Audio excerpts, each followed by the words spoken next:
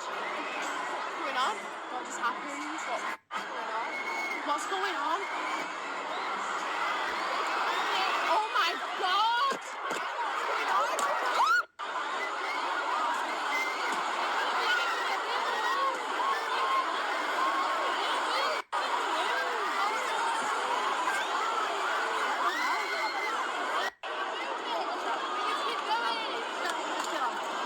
There's no problems here. Just take your time and keep exiting the building. There's no need to bunch up and run. Take your time. There's no problems here. Thank you.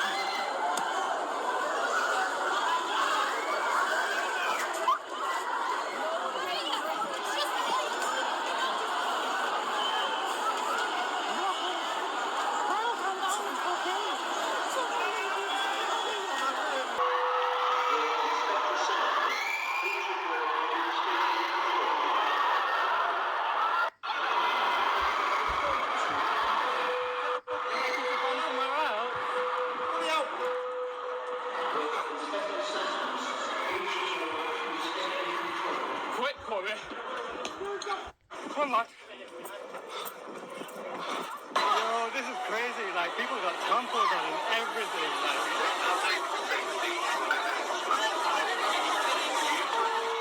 Attention, please. Attention, please. This is a public safety announcement. Yo, I think something might have happened here. Yo, I see man crying. I see man with his leg injured. Like, what's going on? Of information today, the details that this was a suicide bombing, the name of the bomber, all that information came from U.S. authorities, not British authorities. The Brits tend to like to guard that sort of information a little more closely until they've done more investigating. So the leaking of those details will be a huge frustration for them. What many intelligence officials will tell you openly, though, is that they have been worried about Manchester for a while. It is well known and has been for decades that Manchester has been a source of support, human resourcing for various Salafi jihadist groups, Al-Qaeda being one of them. The story of the bomber, Salman Abedi, is becoming a little bit clearer. He has a bit of a history of gang violence. That's a pretty common denominator with recent attackers, by the way. And he's from a neighborhood in Manchester known as Moss Side. It also has a history of gang violence that it has been trying to shake. It's the connections in that neighborhood that will prove key. So have a look at this. This is a home that was raided in Moss Side today. It's where Abedi was living. Just 100 meters away is a school that the Halani twins used to attend. Those are the young women who went off to join ISIS. About 1.5 kilometers away from that, a man was arrested today. Some reports suggest it might have been Abedi's brother. So this whole neighborhood was also home to a man named Stephen Gray. He's in jail for funding terrorism. Ronald Fiddler also lived there. He died as a suicide bomber in Iraq in February. The Guardian newspaper has gone through a number of records and found at least 9 other people from Moss Side associated with terror groups. At least one of the people of concern from that neighborhood is a known recruiter, and it's a man Abedi happened to know as well. Police will be desperate to untangle those connections. The cell phone records are really going to say a lot, and so will the types of explosives used, because different groups tend to favor different types of explosives, and whatever is in the bomb will often tell you who made the bomb. UK authorities are looking at the possibility he had some help with that bomb, because it's extremely difficult to make a bomb yourself and have it be stable enough that it doesn't detonate prematurely. So the prospect that there is help out there really rattles them. In the last 18 months or so, the UK authorities have foiled more than a dozen plots. What has happened in that country has been along the lines of knife or car attacks, but nothing on the scale of the complexity of Manchester. So they look at what happened last night and realize there might be a network at play, and that absolutely unnerves them. The mosque was identified as a mosque attended by the Manchester suicide bomber Salman Abedi, his father Ramadan and his brother Ismail. Salman Abedi's father, Ramadan, fought jihad in Libya in 2011 with the Libyan Islamic Fighting Group. The US State Department says they were aligned with Osama bin Laden and Al-Qaeda, and they designated the group a foreign terrorist organisation in 2004. Didsbury Mosque has a long history of inviting and promoting hate speech, which it has spread to the Muslim community it represents. Is it a surprise to anyone, then, that a Libyan suicide bomber who took the lives of 22 people, including children, had attended this mosque. If you preach hate, you promote hate. If you promote hate, you justify hate. If you justify hate, then you give it religious credence and sanction. If hate speech is given religious credence, then it is done through the teachings of the Quran, the Hadith, and the scholars who represent the religion of Islam and its power. Yes, hate speech, intolerance, and the justification of killing non-Muslims is found in Islamic text. This is the root cause of all the problems Great Britain and the wider world are currently experiencing. And we have been experiencing, since the inception of Islam, a totalitarian ideology that has conquest as its foundation stone. I've been to Didsbury Mosque twice in the last week in an attempt to discuss these issues with their imam. Both times they've refused. It has been known that Didsbury Mosque and its attendees and charitable affiliates have handed out anti-Western propaganda denouncing the West to the local community in Manchester. This is direct from Didsbury Mosque. This is a leaflet that I was given on an open day. And this says, living in a society in which people have accepted Western lifestyle as their way of life brings immorality at every step. Modesty, shame and honour have no place in Western civilization. That is direct from Didsbury Mosque. All right. Abu Qatada spoke at Didsbury Mosque.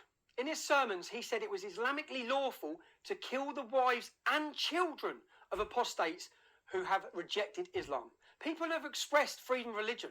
He wants to kill their kids.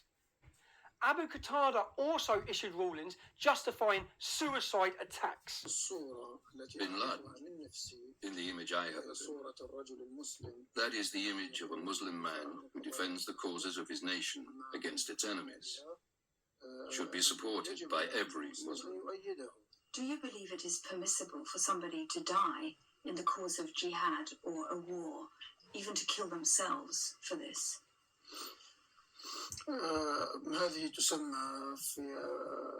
In modern jurisprudence, these are called martyrdom operations.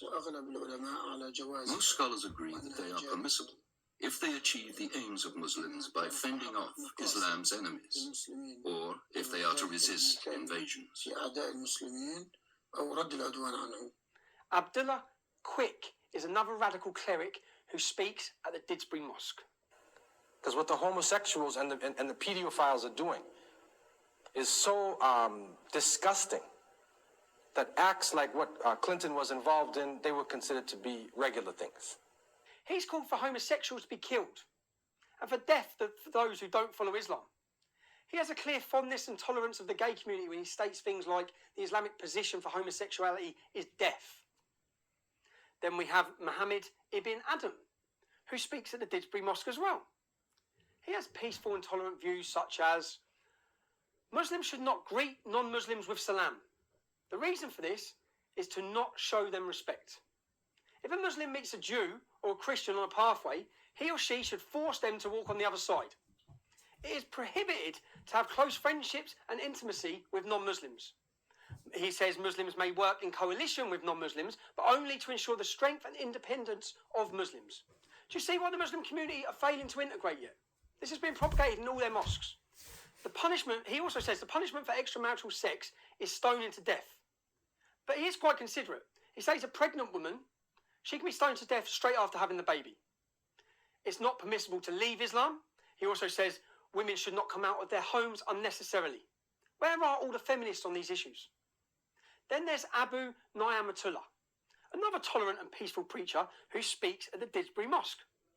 And of course they call themselves progressives, right? I mean, at the end of the day, they're liberal, secularist, minded Muslims, and they call themselves progressives. Of course, they're regressives, and if this is progression, then we need the Stone Age, definitely.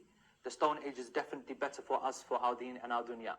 He's a lad who resides in Manchester and obviously has a more localised appreciation of Islam.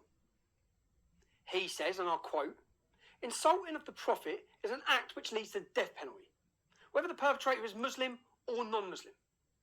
So basically, blasphemy is punishable by death." He supports equal rights for women, though. He's a true feminist, this one. He said that women should not be in the workplace whatsoever. Full stop. He supports for the rights of women to give birth and stay at home, though. So let's go back to Didsbury Mosque, or the Manchester Islamic Centre as they call it, and let's look at the leadership of that mosque. Didsbury Mosque leadership are part of the Muslim Brotherhood Hamas apparatus. Its imam and its supervisor of its Sharia department are also officials in the international Muslim Brotherhood Hamas groups led by Sheikh Youssef al-Qadari. Anyone with any knowledge of terrorism will know exactly what he stands for and exactly what he promotes. Islamic domination by all means necessary. According to the Global Muslim Brotherhood Watch, a former trustee of the mosque is a known Hamas activist. He was present during a pivotal secret Muslim Brotherhood and Hamas meeting in Philadelphia in 1993 to set up the US branch of the Muslim Brotherhood. Anti-Semitic tweets, of course, from another trustee of the mosque, Fazi Haffa, have also been discovered. The content is so ferocious that it would lead any Muslim who trusts his words to believe they are obligated to engage in violent jihad. Quite something when you consider the fact that this man was actually the public relations face of the Didsbury Mosque in the aftermath of the Manchester suicide bombings. The audacity of them. The mosque imam personally engaged in violent jihad in Libya in 2011, discussing plans for an attack with militants loading bombs and discussing their upcoming operations. This is their priest. Although don't worry, he's previously claimed he was only out there helping his family to escape the violence, of course. Now let's summarise this. An extremist religious father and his sons worked in and prayed at Didsbury Mosque. The mosque itself has allowed extremist preachers who spew their vile intolerance for Christians, Jews and people of the gay community. They've allowed extremist preachers who have encouraged murder in the name of Islam, whether that be for criticism of Islam, apostasy from Islam or furthering the Islamic course in general. The mosque leadership themselves are linked to the likes of Hamas, a proscribed terrorist organisation, the Muslim Brotherhood and terrorist affiliates of the Libyan Islamic Fighting Group, who have links to Al-Qaeda. The mosque imam is a Mujahideen jihadist. Do you understand how Salman Abedi become indoctrinated into the great evil of our time? They are among us. They want to do us harm. They have plenty of support, and I for one will not accept a Muslim Brotherhood franchise like Didsbury Mosque leadership telling me how love trumps hate. If they had love for all human beings, I wouldn't be standing here telling you all these things, would I? Among us. They want to do us harm. They have plenty of support, and I for one will not accept a Muslim Brotherhood franchise like Didsbury Mosque leadership telling me how love trumps hate. If they had for action, it's time for change. It's time to ensure the safety of our children and the future of our country. Join me and others to unite against this hate in Manchester.